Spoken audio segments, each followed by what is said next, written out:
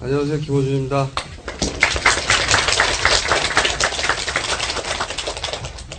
내가 누군지 모르죠? 모르는 사람 손 들어봐요.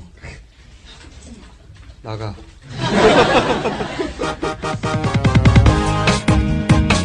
딴지 총수 김어준. 기술과 정보의 산물인 인터넷에 풍자와 해악의 토대를 깔아놓은 프론티어. 그의 46년 일생을 돌아본다. 국민 라디오 드라마 김어준 평전. 극본, 연출 김용민. 해설과 연기에 보이스비 그네셔스. 제15회 흠종무.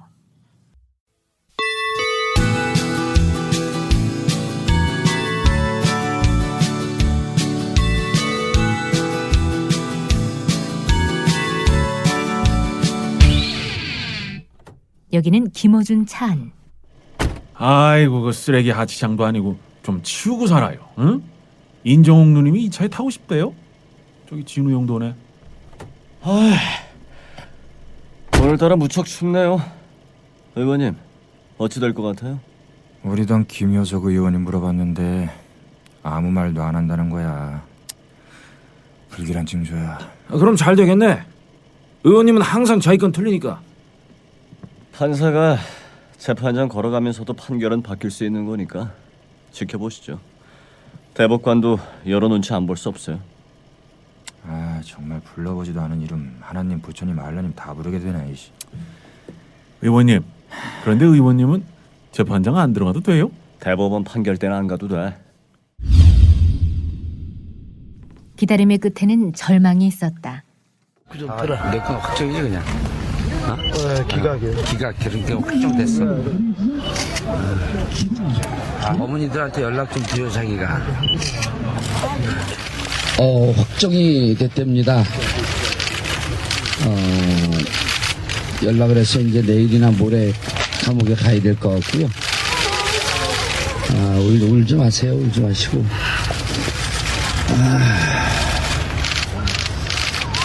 사실 기대를 좀 했는데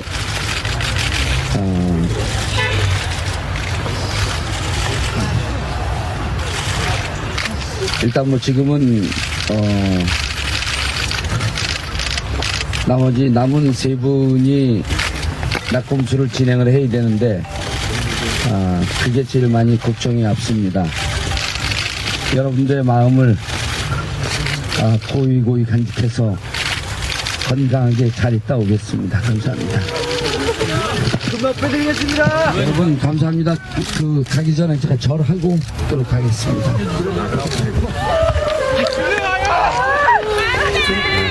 현장에 있었던 최재천 당시 민주당 전 의원. 미디어몽고와의 인터뷰. 이 대법원이 워낙 정치적인 집단인 줄 알기 때문에 솔직히 말하면 내부적으로는 거의 기대하지 않았습니다. 뭐 이 사람들 속성에 비추어할 때 당연한 거죠. 저는 늘 이 나라 인권과 독재에 대한 책임의 반이 대법원에 있다고 주장합니다. 집행 쪽이 반이라면 이걸 제대로 감시하는 대법원이 제대로 못했기 때문에, 감시하는 역할을 못했기 때문에 늘 이 모양 이 꼴이다 이렇게 비판해 왔습니다.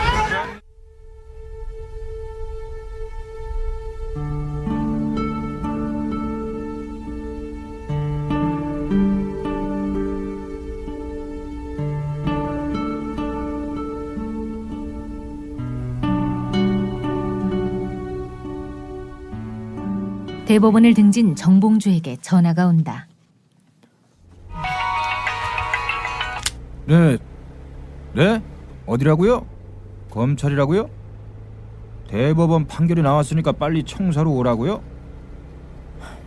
이것 봐요. 나 어디 도망 안 갑니다. 내가 어딜 봐서 도망가게 생겼어요? 이래봬도 서울 노원구 공릉동 월계동을 지역기반으로 하고 있는 치명적인 매력의 소유자인 아름다운 정치인 17대 국회의원인 내가 도망가면 어디로 간다고. 2, 3일 내로 들어갈 테니까 그렇게 알아요. 뭐라고? 잡으러 가겠다고? 네 마음대로 해. 이씨. 아이 치졸한 놈들. 그날 밤 정봉주의 서울 공릉동 집 앞에는 많은 시민들이 모여들었다. 여러분들 들어가세요 이제.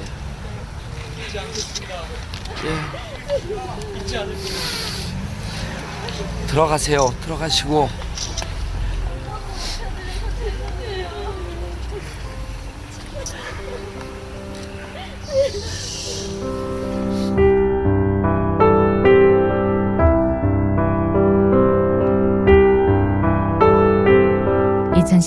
이렇게 세모를 맞이했다.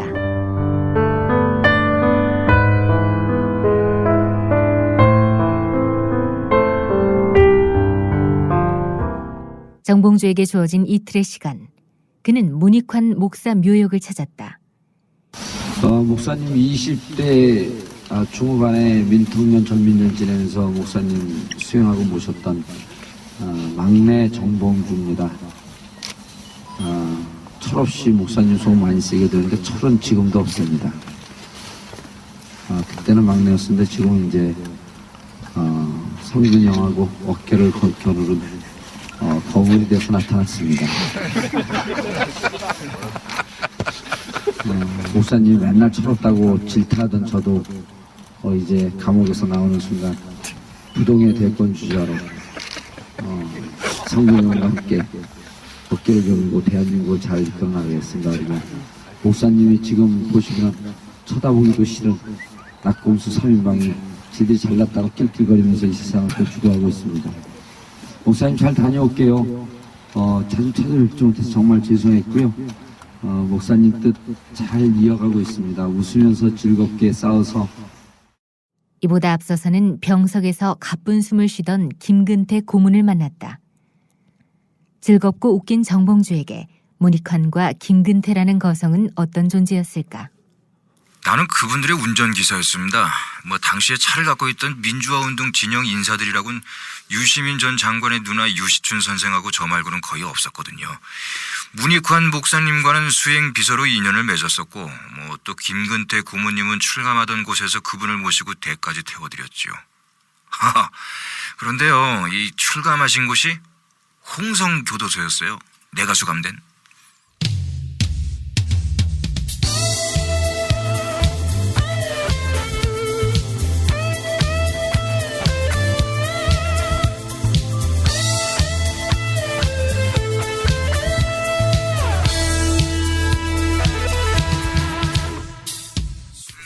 선배, 식사했어요?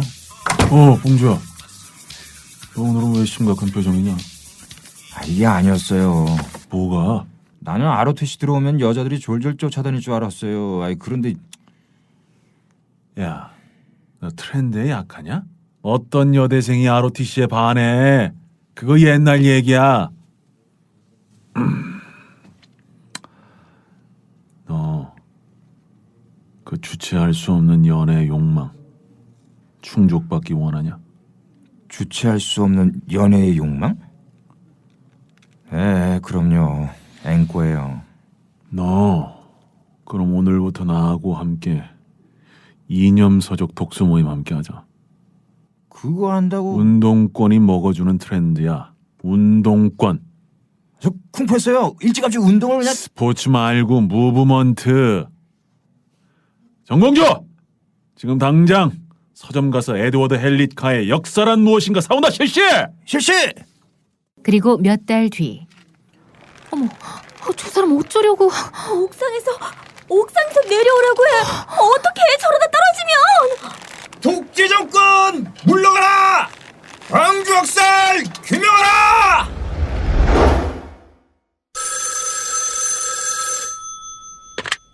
여보세요. 예, 제가 정봉주 애미 되는 사람입니다. 예? 우리 아들이 체포됐다고요?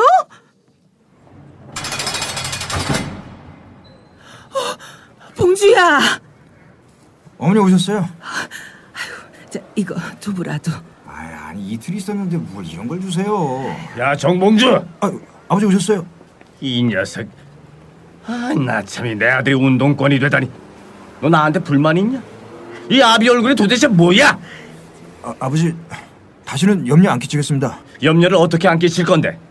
체포 안 되게끔, 그러니까 그냥 안 붙잡히게끔 잘 도망 다닐게요. 아버지 어머니 잘 들어가세요. 죄송해요. 야 봉주야! 봉주야!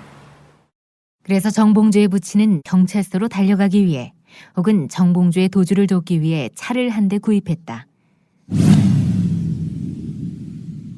정봉주의 수배 생활에는 후견인이 있었다. 바로 정봉근, 그의 작은 형이었다. 정봉근 씨는 공릉동에서 쿵푸 도장을 운영하고 있었다. 수배 중인 정봉주를 쫓기 위해 형사 하나가 들어왔다. 저기 여기 쿵푸 교습소 맞습니까? 맞습니다만. 쿵푸 배우는데 얼마입니까? 초급, 중급, 고급 따라 다릅니다. 보통 어린애들, 대학생들인데 형씨가 배우려고요? 예, 그렇습니다. 요즘 몸이 좀 그러면 보신탕을 드시든가. 그나저나 원장님 이름이 정봉근 그렇군요. 내 이름은 왜요? 아니 이 동네에 수배자 중에 정봉주라고 있는데 혹시 아시는가 해서. 너 누구야? 아니 너라니요? 너 형사지. 내 동생 찾으러 온. 부인하지 않겠습니다. 그러나 시국이 시국인 만큼 동생을 더 이상 범법자로 방치하는 건. 야, 너 잠깐 옥상으로 좀 따라와라. 여기는 옥상. 남자 대 남자로 신사협정 하나 맺자. 이제부터 우리 주먹으로 승부를 겨루자. 그래서 네가 이기면 내가 동생이 있는 곳을 알려주고 반대로 내가 이기면 넌 그냥 돌아가는 거야. 어때? 아니 형사와 싸워서 이길 것 같아? 대한민국 형사가 그렇게 우습게 보여? 하기 싫으면 꺼져 이 씨발놈아. 봉주 소대 알고 싶으면 네가 노력해 찾든가. 좋아. 그래? 좋아. 근데 조건이 있다. 공무집행 방해내 뭐냐는 족같은 뒤끝. 이 씨발. 어때? 맵지? 쿵푸 도정한다고 세상 무서운 줄 모르고 까불어서요? 신사협정 하나 더. 네가 나보다 키가 더 크다고 발차기 없게. 이 새끼 할 수 없구만. 내 맞박 좀 봐라 이 자식! 제16회 비키니 그리고 총선.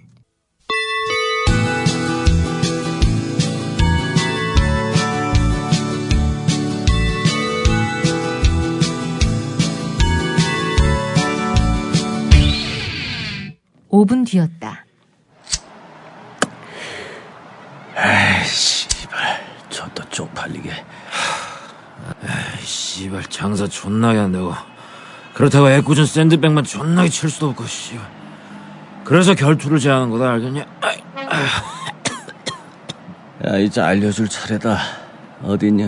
야 네가 언제 이겼냐? 그럼 졌냐? 야 안되겠다. 너 내일 또 와라. 내일 건곤일척의 승부를 겨루자. 나 이 새끼가.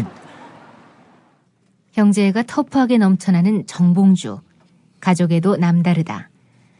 1991년 첫 지방자치단체 선거에 서울시 의원 후보로 나설 때 정봉주의 아버지는 아들에게 중화요리집 자식이라는 말을 듣게 하기 싫었다. 퇴직 후 개업한 중국집. 그 이름은 서울 대반점. 결국 아버지의 강건으로 중국집 서울 대반점 은 레스토랑으로 바뀌는데 레스토랑 이름은 봉봉 레스토랑. 봉봉 레스토랑이었다.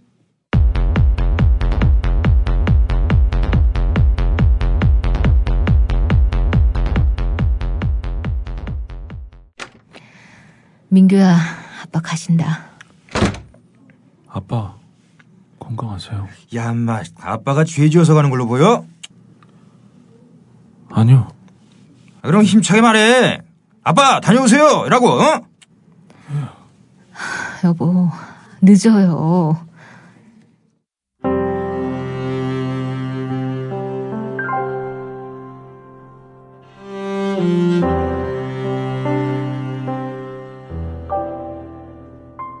그로부터 며칠 전 마지막 낙곰수 녹음. 정봉주는 3월 딸 유나의 생일을 앞두고 미리 축하 사연을 녹음했다. 그도 어쩔 수 없는 딸 바보였다.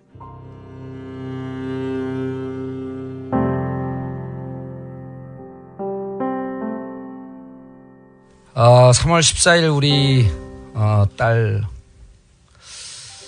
생일입니다. 옆에서 늘 생일을 못 챙겨줬는데 이번에는 진짜 못 챙겨주게 됐네요. 화이트데이하고 겹쳐서 늘 선물이 부족하다고 티덜거리던 우리 딸인데 이제 6학년이 돼서 아빠 없는 생일 파티를 할 것 같으니까 가슴이 좀 먹먹해지는데요. 딸 우리 유나 사랑하고 우리 국민들이 함께 축하해 주실 거라고 믿습니다. 우리 집사람 사랑하고요. 정윤아 생일 축하해.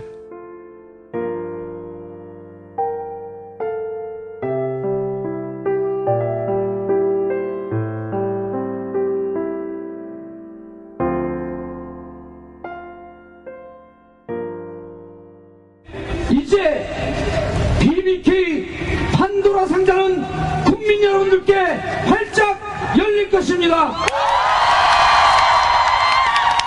우리는 진실이 갇히지만 내일은 거짓이 갇힐 겁니다. 오늘 우리는 울지 않았습니다. 그래서 오늘 우리는 이겼습니다. 우는 사람은 한나라당, 우는 사람 한나라당. 우리가 울면 저들이 웃습니다. 우리가 웃어야 저들이 웁니다. 오늘 우리는 이길 수 있다는 가능성을 확인했습니다, 여러분.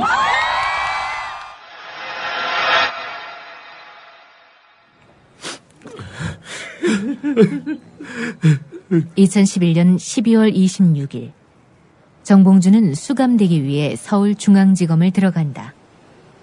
넷은 스크럼을 짜고 마지막 대화를 나누고 있다. 의원님, 우리가 꼭 구해드릴게요. 김충수, 주기자, 김 교수, 우리 지지 말자 꼭. 네, 의원님 기도할게요. 야, 주진우, 너는 할 말 없냐?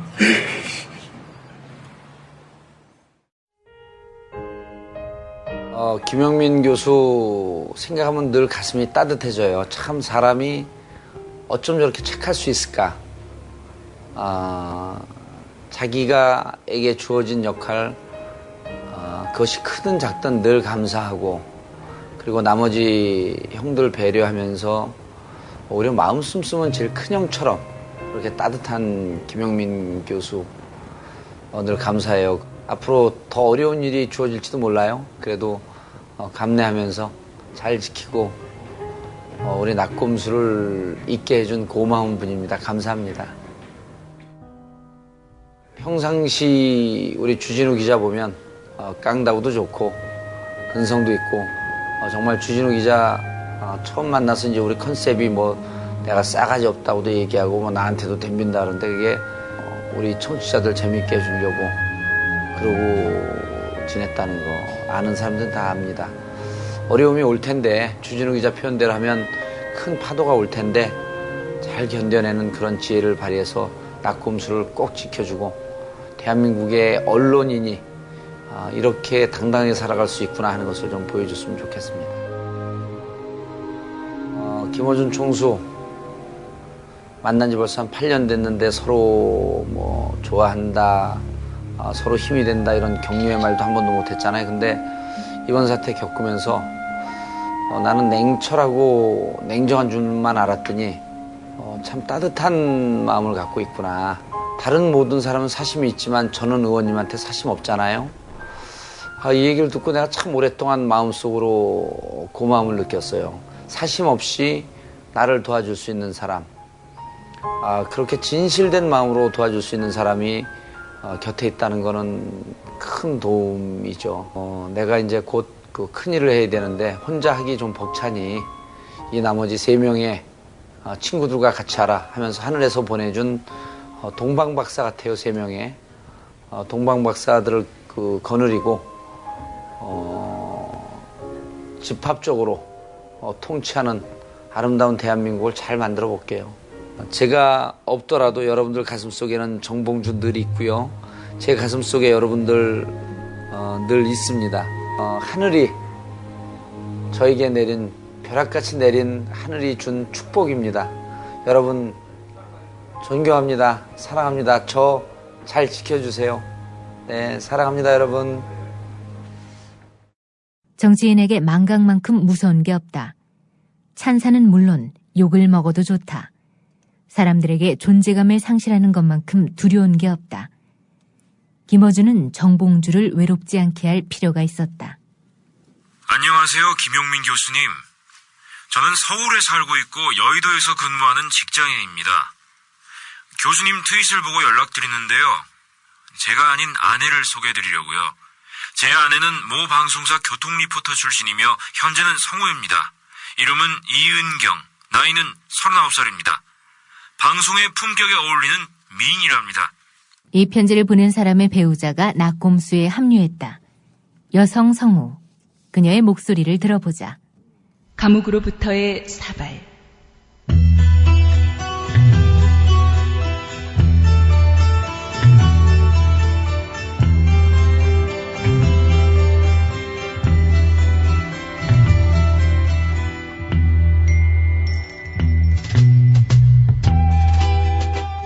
지난주부터 세탁 노역을 나갑니다.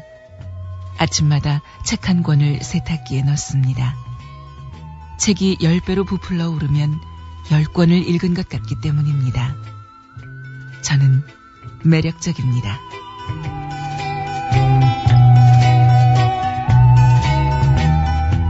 봉주버스로 오신 분들 감사합니다. 저를 보지 못하셨다고 마음 아파하지 마십시오.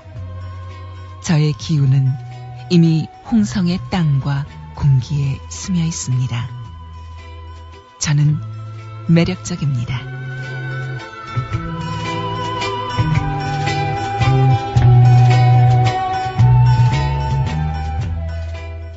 문제가 발생했다. 이른바 비키니 파문. 당시 방송을 들어보자. 봉주뉴스. 정봉주 전 의원께서는 성욕 감퇴제를 복용하고 계십니 마음 놓고 수영복 사진을 보내시기 바랍니다. 야, 이거 진짜 놀라운데? 뭐가요? 이거 봐. 비키니 옷차림이잖아. 가슴이 터지도록 나와라, 정봉주. 야, 이거 진짜 파격적인데? 이와 관련해 한 여성 네티즌이 올린 글이다. 제목은 우리는 진보의 치어리더가 아니다. 이 사건의 주체가 젊고 풍만한 여성이고 전달하고자 한 메시지가 50대 남성 정치인의 석방이며 그것을 위해 이용한 것이 여성 특유의 신체 부위였기에 불쾌했다. 그에 대한 남자들의, 그 말도 웃긴 진보적인 남성들의 느물거리는 시선은 한마디로 똥벼락이다. 여기에 낙곰수 멤버들과 함께 공연을 했던 소설가 공지영 씨도 한마디 보탠다. 가슴 인증샷을 옹호하는 마초들의 불쾌한 성희롱적 멘션들과 스스로 살신성인적 희생이라고 하는 여성들의 멘션까지 나오게 된 것은 경악할 만하다. 여성의 성징을 드러내는 석방운동을 개인적으로는 반대한다. 그것에 대해 대수롭지 않게 여기는 낙곰수 팀과는 분명히 의견을 달리한다. 여기는 시사인 편집국. 주진우 선배. 왜? 해명해 주셨으면 해요. 뭘? 가슴 응원 사진 대박이다. 코피 조심하라. 이거 매우 실망스럽습니다. 쟁점이 되고 있는 문제기도 한데 해명이 필요한 사안인 것 같습니다.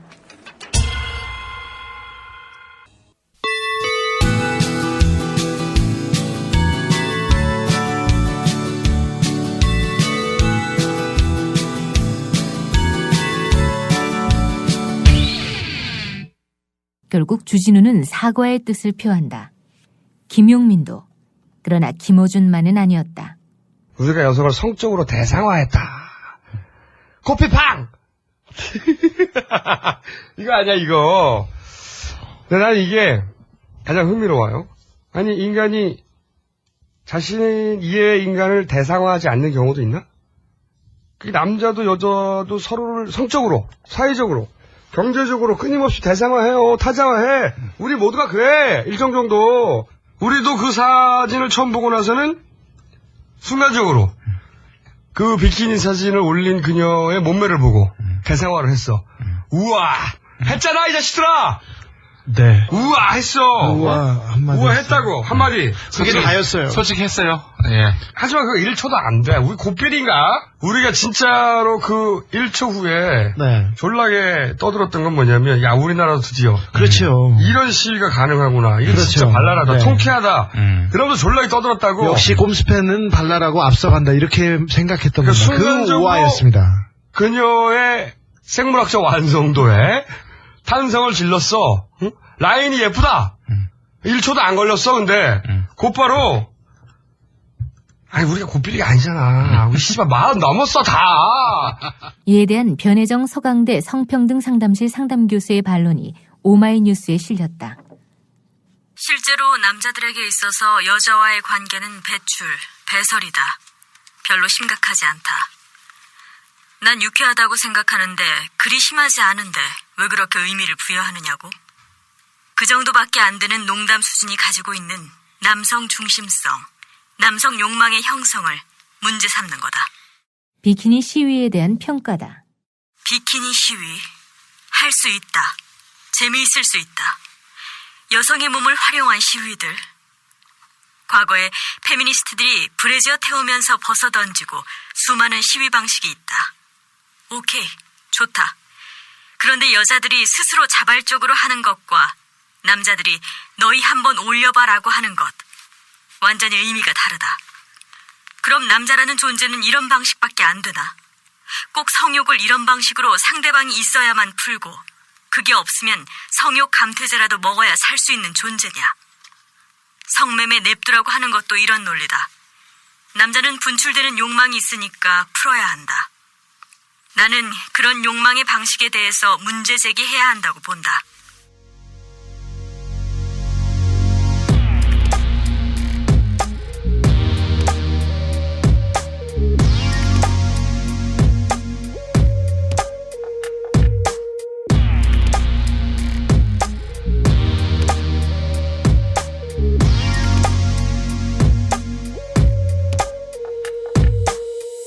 결국 사태는 정봉주의 사과 편지로 일단락되는 듯했다. 이른바 삼국 카페로 알려진 카페 회원들에게 보낸 편지. 양성평등적 교육을 제대로 받지 못했을 뿐 아니라 성적 약자의 위치에 있는 여성 문제에 대해서도 진지하게 고민해 본 적이 거의 없습니다. 삼국 카페에서 지적하는 수준에 도달하지 못했음은 물론 도달해야 한다는 절박한 현실적 필요성을 느낀 적도 없었습니다. 이런 부족하고 저열한 수준에 머물러 있음을 반성하면서 사과하겠습니다. 그리고 고치도록 노력하겠습니다. 그러나 김호준만은 아니었다. 이런 거죠. 직장 상사가 성희롱 의사가 없어서도 부하 직원이 성적 수치심을 느꼈다. 그러면 성희롱이라고 법적으로도 판단해. 예. 왜냐? 왜 일방의 감정을 법적 판단의 근거로 인정을 해주느냐? 이유가 있어요. 부하 직원은 자기가 성적 수치심을 느껴도 상사가 줄 수 있는 불이익, 그걸 두려워해서 소극적일 수가 있거든. 문제 제기에. 이 성적 수치심을 정당하게 문제 제기할 수 없는 권력관계의 불평등이 있을 경우에, 그러니까 이게 쉽게 말하면 문제 제기하고 싶은데 그랬다가 내가 회사에서 잘리거나 회사에서 불이익을 당하거나 그런 경우 많았습니다. 관계에서 불이익을 당하거나 아니면 아무 일도 아닌데 네가 왜 그러냐 다들 괜찮다고 하는데 그렇죠. 이런 소리를 듣거나 특히 우리 사회가 이렇습니다. 그래서 위계에 의한 폭력 이게 되는 거예요. 이런 판단이 가능한 이유가 뭐냐면 성이 가진 적시성 때문이에요. 그런데 그 우리 다 안다고 우리가 천방하긴 하지만 무식하지는 않다니까. 그런데 우리와 이 비키니 사진을 올린 그녀 사이에는 그런 권력 관계가 없어요. 그녀에게 비키니를 올리라 라고 그녀가 원치 않는데도 말할 권력 관계도 없고 그녀가 수치심을 느끼는데도 문제 제기를 하면 불이익을 줄 권력 관계도 우리한테는 없어. 오히려 이 당사자는 비키니 사진을 올리라고 해서 올린 것도 아니야. 이분도 의사 표현을 나중에 했잖아. 아니 내가 그런 유치한 농담도 소화 못하는 사람인 줄 아느냐. 그러면서 내 자발적 의지를 왜 폄훼하느냐. 그래서 화를 냈잖아. 자기가 성희롱 당한 게 아니라고. 그러니까 여기서 가해자도 없고 피해자도 없고 권력 관계도 없어요. 그러면 성희롱 재판은 끝나는 거야. 상대를 이성으로 대상화하면서도 대등한 인간으로 잠정이입하는 게 돼. 왜 두 가지가 분리돼야 돼? 그게 완벽하게 분리가 되는 인간이 이 세상에 존재하긴 하나? 될 꽈봐, 씨발. 그게 어떻게 완전히 분리가 돼? 거짓말 좀 하지 마. 이걸 인정하지 않으면 그 두 개가 공존한다. 이걸 인정하지 않으면 섹시한 동지는 세상에 존재할 수가 없어. 섹시한 동지 있어. 그거 왜 없어? 씨발. 왜 안 돼? 우리가 잡놈인 건 맞는데 지적 수준 높아. 성평등 지수 졸라 높아 우리는.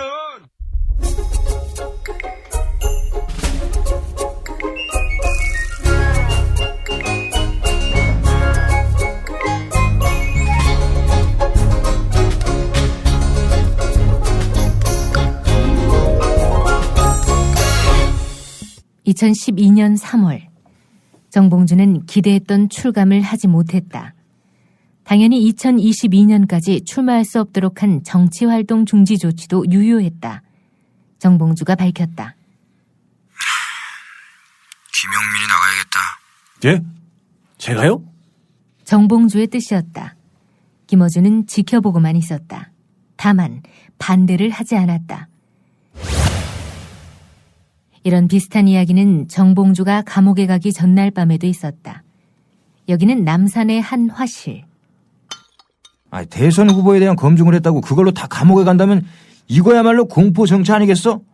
이런 취지로 당에서 나에 대한 특별법을 만들기로 했다고. 의원님, 크게 미치지 마세요.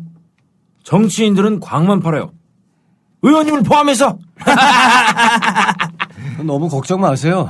정권 말이고 이런 문제를 MB 스스로 털 기회는 총선 전까지예요. 김영삼도 전두환 노태우 막판에 풀어줬잖아요. MB도 생각이 있으면 의원님 사면 복권 시키겠죠. 야, 불가능하다고 봐.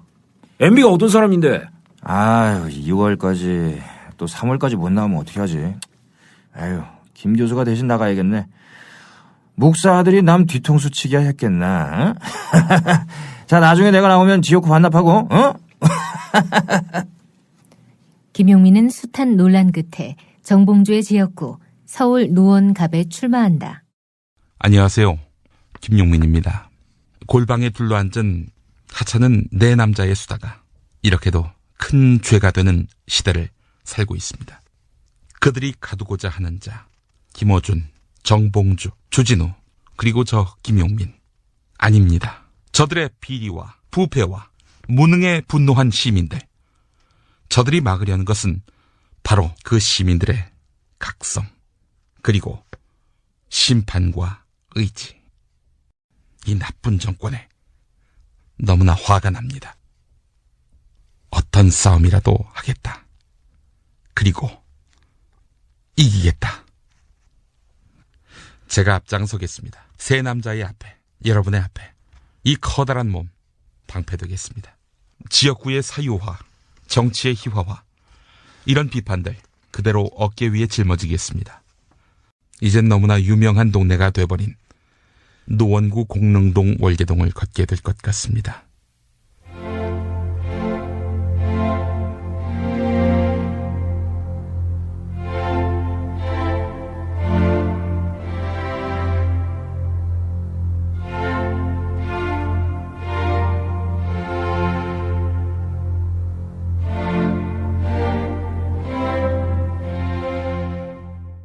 김어준의 생각은 어땠을까? 만약에 나는 꼼수다를 하지 않았다면 정봉주 전 의원은 감옥 가지 않았어요. 명백한 사실이고요. 주진우를 구속하려고 하지도 않았고, 그리고 그 시도는 계속되고 있는데 김용민을 검찰이 소환하지도 않았고, 일이 다 이렇게 된 건 각하가 사실은 나는 꼼수다의 폭발을 원하거든요. 이것이 중단되길 원합니다. 자신들의 뜻대로 되자면 저의 큰 걸림돌인 거죠. 그래서 정봉주를 감옥에 보낸 거죠. 그리고 잡아가려고 하는 거죠, 계속해서. 그런데 그런 식으로는 우리를 멈출 수 없다는 걸 직접 보여주자 라고 생각을 했어요. 첫 번째 이유고요.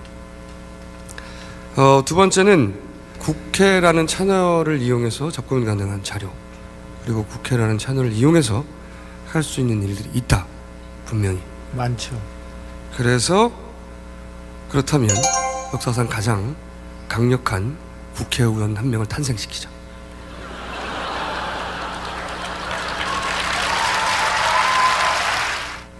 역사상 가장 강력한 국회의원이 될 겁니다. 왜냐? 김어준과 주진우가 보좌를 할 거거든. 응?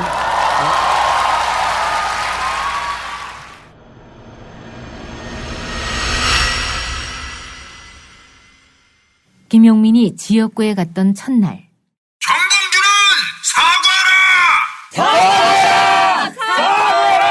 김용민은 사퇴하라! 사퇴하라! 제17회 김용민의 흑역사.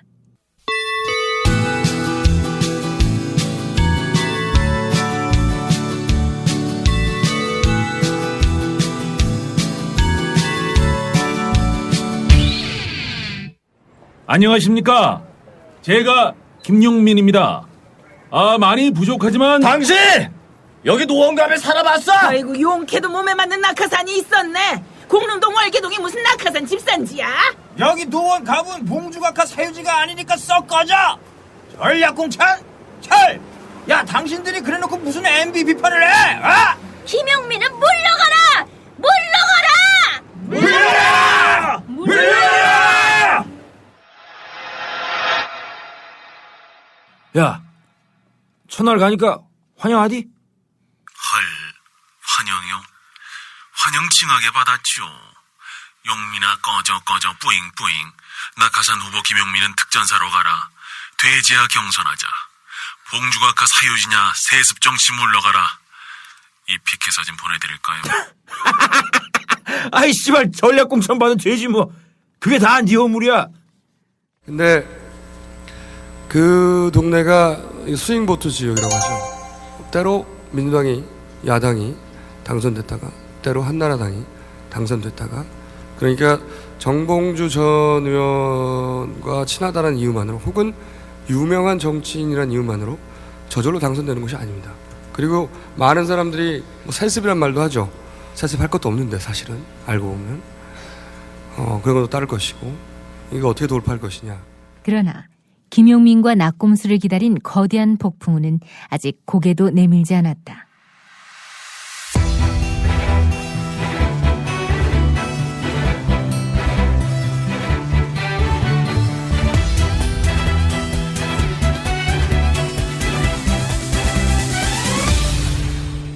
나 김용민 같은 후보자가 과연 있을까? 공릉동 월계동은 물론이고 서울, 아니 전국 각지에서 응원하는 지지자와 자원봉사자들, 이런 우군이 또 어디에 있나?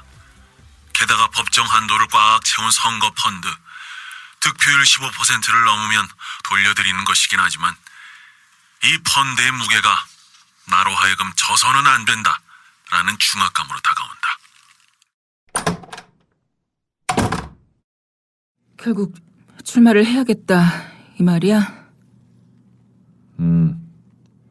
선택지가 없다. 당신이 출마를 안 하는 거 그것도 선택지인데. 4년 임기 끝나는 대로 내 자리로 돌아올 거야. 산이 아빠, 당신 나한테 뭐라고 했어? 당신 정치할 것 같으면 말려달라고 하지 않았어? 당신 바람대로 이렇게 말리고 있어. 생각 바꿔 당신. 이건 길이 아니야. 내가 나가는 게 아니야. 감옥 보낸 정봉주를 대신해서 나가는 거야. 미안해. 할 수 없어. 그러면 이거 정리하고 가. 이혼? 이혼하자고? 난 다 서명했어. 당신만 서명하면 돼.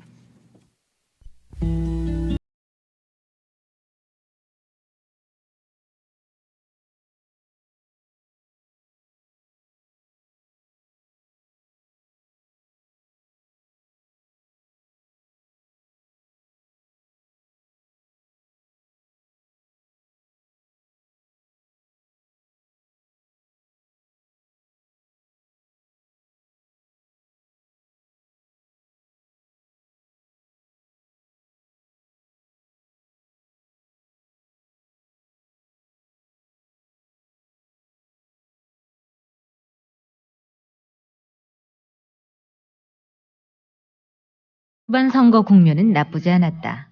첫 여론조사, 한겨레와 한국사회 여론연구소의 결과치는 근 10%에 가까운 격차로 김용민이 앞서는 것으로 나타났다. 그러다가 이른바 막말 파문이 터진다. 2004년 한 인터넷 방송에서 했던 발언이 발단이 됐다. 미국에 대해서 테러를 하는 거예요. 유영철을 풀어가지고 부시, 럼스펠더, 라이스는 아예 강간을 해가지고 죽이는 거예요.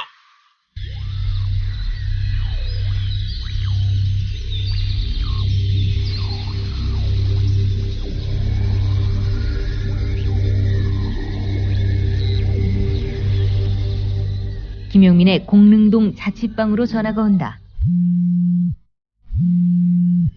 여보세요. 뭐하냐? 일어날 준비하죠. 야, 이게 어떻게 된 일이야? 그 미군이 이라크 포로들을 못살게 굴고 있으니 역지사지 입장으로 부시나 럼스펠더, 라이스 너희들도 살해 강간당하면 기분 좋겠냐 뭐 이런 맥락이죠. 사과하지 마. 사과하지 말라뇨? 사과하면 이게 끝날 거 같냐? 공직선거 후보자가 할 일은 해야죠. 솔직히 아무개를 강간하자 이러는 사람에게 표를 줄 수는 없는 노릇이죠. 그걸 사과 안 하면 전 설 자리가 없어요. 사실대로 이야기해. 네가 그때 했던 발언은 미군의 전쟁 범죄를 비난했던 거 아니야. 그런 취지를 왜곡하지 말라고 하라고. 뭐 그건 그것대로 해야겠지만 그 말은... 야, 용민아. 내 말 제대로 들어라. 도망가지 마. 이거 도망갈 일이 아니야. 전쟁은 김어준과 주진우도 치렀다. 여보세요. 예? 후보를 사퇴시키려... 그래서요. 어떻게 하라고요? 사퇴하면 원점으로 돌아갑니까? 후보가 본인 입으로 해명 못하는 거 당이 한 번이라도 대신해서 말한 적 있어요? 뭐 씨발 화살 맞는 후보한테 자살하라고 이 씨발 진짜. 주진우입니다. 누나, 아니 의원님, 우리 논리적으로 이야기해요. 아무리 살벌한 선거판이라도 이성을 잃으면 안 됩니다. 의원님도 김용민 같은 초선 정치지망생이 선거판을 좌지우지한다고 보세요? 아니 내 말 똑바로 들으세요. 민주당 당 지도부는 초선 후보 혼자에게 이 국면을 바꿔달라고 목 내놓고 바라만 보고 있는 거 아닙니까? 그러니까 민주당이 책임을 회피하라는 의도 아니냐고요. 예, 지금 갑니다. 만나서 얘기하시죠. 예.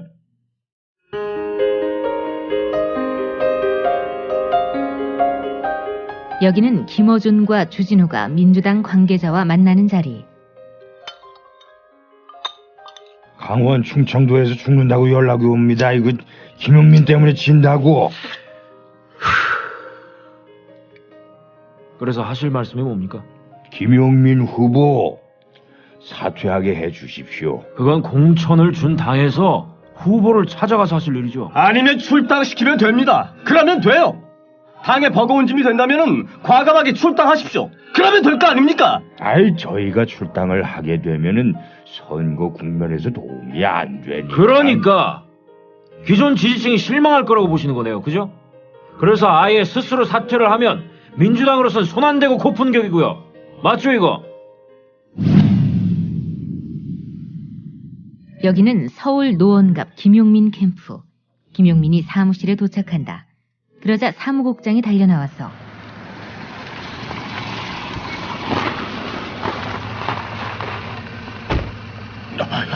저기 후보님 들어가시기 전에 잠깐 저랑 얘기 좀 해요. 왜? 무슨 얘기를?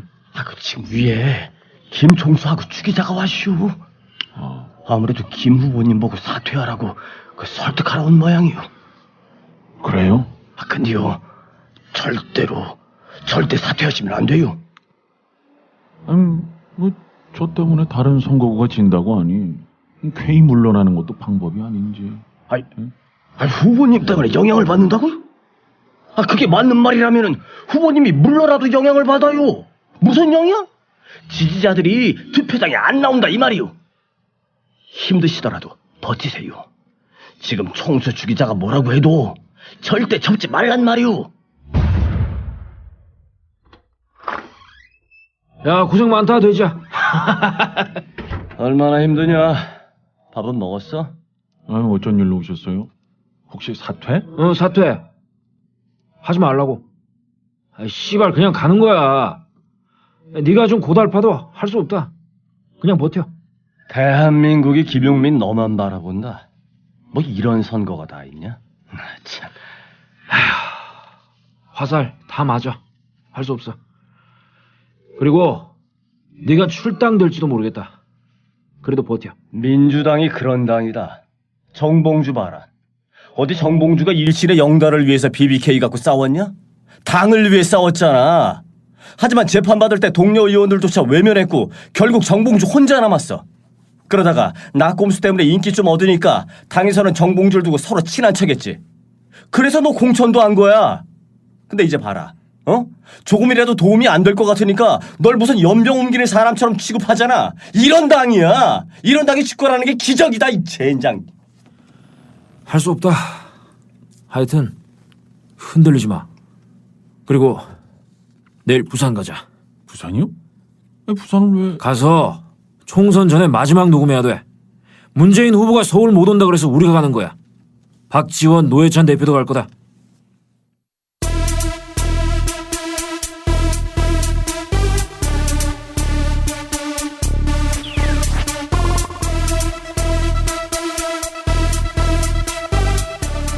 김어준, 주진우와 합류해 부산역에 도달하고 그 앞에서 택시를 탄다. 앞자리 김용민, 뒷자리 김어준, 주진우였다. 선거 막판 최대 변수가 된 김용민 막말 파문에 민주당이 곤혹스러움을 감추지 못하고 있는 가운데 새누리당은 압박의 강도를 높이고 있습니다. 김용민 때문에 선거 다 망했구만. 아니 뭐 그런 깜도 안 되는 놈을 후보로 내보내가지고. 듣고 있던 김용민 가만히 있지 않았다. 글쎄 말입니다. 그 낙곰수 바람이라는 실체도 없는 유행에 편승해서 자질이 부족한 후보를 내세우다가 적고를 당한 거죠. 김용민 개새끼. 아, 씨발 맞는 말이야 그냥. 돼지가 무슨 정치야? 제18회 김용민 총선 패배 책임론.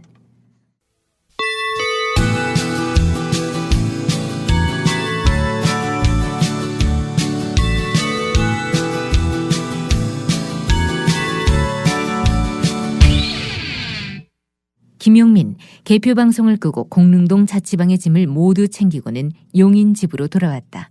아내와는 한 달 만에 해우하는 것이다.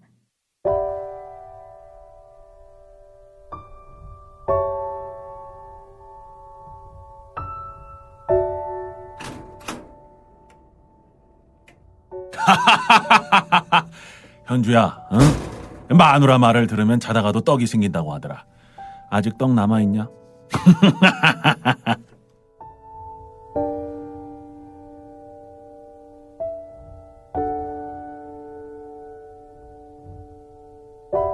아내는 퉁퉁 부은 남편의 발을 씻긴다. 2012년 4월 11일의 밤은 그렇게 깊어갔다.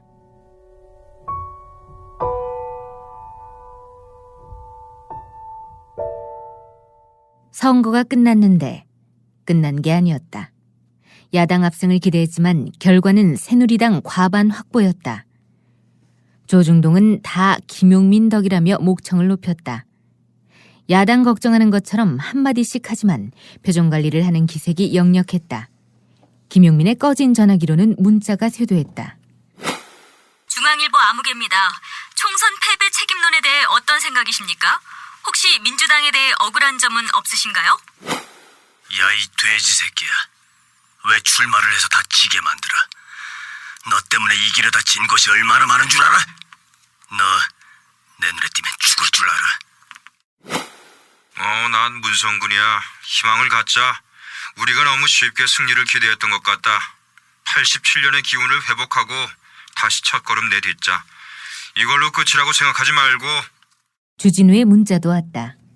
용민아, 나 주진우다. 내일 봉도사 면회 가자. 왜 전화기가 꺼져 있냐? 몇 시간 뒤.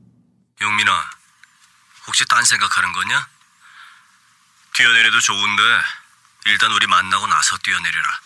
그때도 늦지 않는다.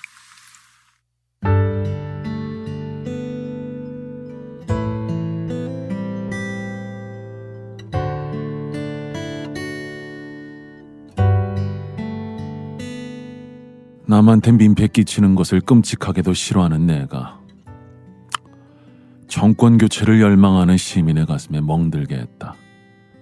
어떻게 이 죄를 씻을까? 살아서 할 수 있는 일이 없다. 과연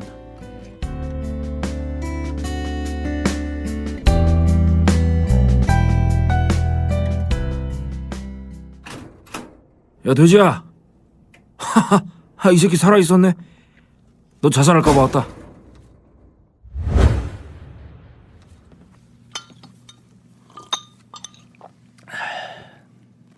지금 연애가 떠오는 길 아니냐. 봉도사가 울었다. 자기 때문에 네가 그 고생을 했다면서. 그나저나 오늘이 봉도사 생일인 거 알아?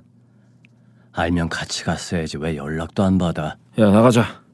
갈 데 있어. 들어와서 5분도 안 됐는데 벌써 나가? 지금 총선 이틀 지난 게 아니고 대선이 8개월 남았어.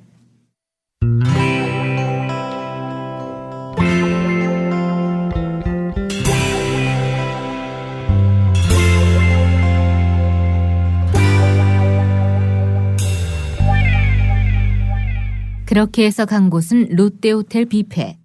김용민은 죽을 마음을 버렸다. 며칠 뒤 김용민은 용민운동회에서 대선 불출마 선언을 한다. 이제 제 결심을 발표하고자 합니다. 저 김용민은 양극화 해소, 분배 정의, 경제 민주화, 환경 정의, 남북관계 개선, 한반도 정세 변화, 해양계 평화를 위해서 2012년 대선 불출마를 선언합니다. 여당의 경우 낙검수의 영향력을 죽이기 위해, 야당은 총선 패배의 책임을 전가하기 위해 김용민의 선거 책임론을 키우고 있는 상황. 김용민 혼자 총선을 좌지우지했다고 하니 김용민이 거기에 응답한 것이다. 39살밖에 안 돼서 이번에는 안 되니 40 넘은 다음에는 대선에 출마하겠다고. 선거가 끝나고 김용민 후보는 저 개인적으로 뭐 그렇게 친한 관계는 아닙니다. 알고 있는 사이긴 하지만, 왜냐하면 김어준 총수가 예전에 공중파 라디오 이제 방송 진행했을 때 같이 출연했던 패널 중에 한 사람이었기 때문에. 근데 시사 돼지에서 이제는 거의 시사 희생양이 되고 있는, 총선 희생양이 되고 있는. 양은 안 어울리는데. 이제 희생돼지 그러면. 그 스케이프고트라는 게 있잖아요. 어떤 사안이 터졌을 때. 네, 이제 모든 화살을 김용민한테 돌리는 거예요. 19대 총선과 김용민의 막말 파문, 어떤 함수 관계가 있을까? 선거 기간 동안 매일 여론조사를 시행했던 이택수 리얼미터 대표가 한겨레 TV 김어준의 뉴욕타임스에 나와서 한 말. 박스에서 보시듯이 김용민 그 후보의 막말 파문이 터진 이후에 여당과 야당 사이에 격차가 벌어지지가 않고 계속 유지가 됐었어요. 6.9% 안팎 정도로 계속 유지가 됐었어요. 그러니까 우리가 생각했던 사후조사에서 또 나타났던 결과대로 김용민 때문에 이 야권이 패배했다. 이거는 좀 무리한 추정이 될 수도 있다라는 거죠. 물론 김용민 때문에 야당의 지지율 상승, 즉 올라갈 곡선이 뭐 못 올라간 그런 측면이 있을 겁니다. 근데 서울 노원갑 선거에서 실패한 것과 무관하게 낙검수는 여전히 보수는 물론 진보 언론에게까지 문화 권력으로 비춰졌다. 진보 지식인 또 진보 언론의 공격이 특히 날섰다. 김용민 공천은 애초에 진보개혁 진영 내에서도 세습 공천이라는 비판을 받았지만 민주당 지도부는 그에 대한 공천을 강행했다. 물론 낙검수 팬덤을 끌어안기 위해서였다. 결국 이는 한국 정치사의 길이 남은 최악의 캐스팅으로 드러났다. 진중권의 말이었다. 진중권을 비롯한 진보 지식인 또 언론인이 낙검수를 여전히 권력으로 보는 이유, 매우 간단하다. 먹물을 뒤집어 썼음에도 낙검수가 상당한 지지자를 갖고 있다는 것이다. 이 지지, 진중권의 눈에는 팬덤으로 규정됐다. 낙검수 팬덤은 정권 교체라는 수단으로 시작했다. 하지만 팬덤의 가속이 붙으면서 정권 교체라는 원래 목적마저 집어삼켰다. 적군에게 욕을 잘해서 인기 끄는 문선대가 졸지의 지휘부 역할을 했다. 전 병력을 이끌고 돌격 앞으로를 한 거다. 진중권은 낙검수 팬들의 태도에 대해 낙검빠들의 신앙생활, 자기들의 신앙촌, 논리로 해결될 수 없는 유사 종교적 현상이라고 진단했다. 이 같은 팬덤 운운하는 목소리에 주간 경향과 만난 회사원 이종영 씨의 말. 낙곰수 팬들을 비이성적 팬덤으로 보는 것 자체가 우리를 계몽과 가르침의 대상으로 보는 것이다. 평론가들은 낙곰수 청취자들을 지적 소양이 부족하고 저급한 사람으로 여기고 싶겠지만 대부분의 팬들은 객관적 판단을 할 수 있는 사람들이다. 낙곰수에서 말하는 내용이라고 청취자가 무조건 지지하진 않는다. 그 내용이 사실에 맞는지 인터넷 등에서 찾아보면서 받아들일 수 있는 내용만 받아들인다. 김어준은 진중권의 낙곰수 비판을 어떻게 생각할까? 2011년 5월 한겨레와의 인터뷰에서 밝힌 말. 우리는 오로지 이 국면에서 어떻게 하면 정권 교체를 이뤄낼 수 있을까? 또 거기에 필요한 자원은 무엇인가 하는 점에서 생각하고 행동한다. 낙곰수 비판에 큰 관심을 두지 않는 것은 이를 무시해서가 아니라 실제 선거에서 이기거나 지거나 정권을 교체하거나 말거나 하는 이 국면에 그들이 끼칠 영향이 없기 때문이다.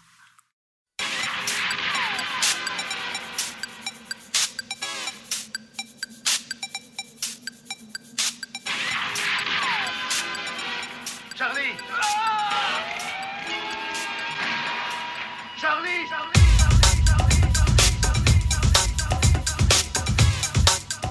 2012년 8월 서울 동숭동 벙커원 3인방의 사무실. 이 새끼들 까불고 있네. 존나 귀엽네. 아유, 왜 혼자서 웃고 떠들고 그래요? 거기 뭐가 있어요? 야, 지금 작전 들어갔다. 대선 때 여론 조작하려고 댓글 SNS에 작업 들어갔다고. 그게 보여요? 댓글만 봐도 뻔히 보여. 국정원 요원들 작업 들어갔어. 아, 진짜로 그게 보여요? 보인다고 한다. 김어준은 IP 주소가 없어도 닉네임이어도 어휘, 문장, 논리, 그리고 올린 시간 아니면 시간차만 보고도 누가 동일 인물이고 어떤 아이디가 특정한 장소에서 나오고 또한 어떤 아이디가 특정한 지시에 따라 움직이는지 간파한다. 그는 그 능력에 대해 동물적 감각이야. 이건 말로 글로 설명할 수가 없어. 지금 내 육감이라고 다 보여. 게다가 지금 기독교 세력이 움직이고 있다. 이건 뭐라고 이름 붙여줄까? 아, 기독교 알바단 어때? 줄여서 기알단. 그 기독교를 폄훼하지 마세요. 십자군 알바단, 시발단 어때요? 그렇게 해서 시발단이라는 이름이 생겼고 시발단 멤버들도 스스로 시발단이라고 부른다고 한다. 검찰은 이 씨의 트위터 계정 일부가 지난 대선 당시 새누리당 SNS 홍보를 했던 십자군 알바단, 즉 시발단 활동에 사용됐다고 말했습니다. 시발단의 정식 명칭이 무엇인지 새누리당 밝혀주십시오. 낙곰수에 의하면 십자군 알바단입니다. 10만 명의 박근혜 알리기 유세단입니다.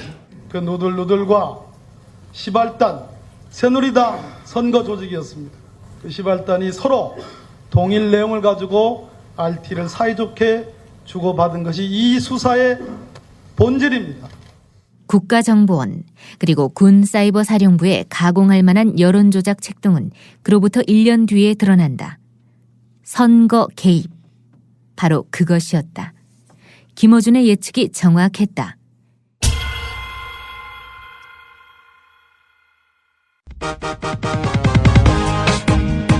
김어준 평전. 끝!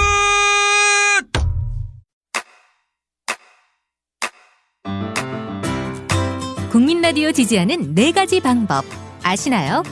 다운로드하기, 별점 주기, 댓글 달기, 구독하기. 국민라디오를 보다 많은 이들에게 전할 수 있는 가장 손쉬운 방법. 다운로드하기, 별점 주기, 댓글 달기, 구독하기. 잊지 마세요. 다운로드하기, 별점 주기, 댓글 달기, 구독하기.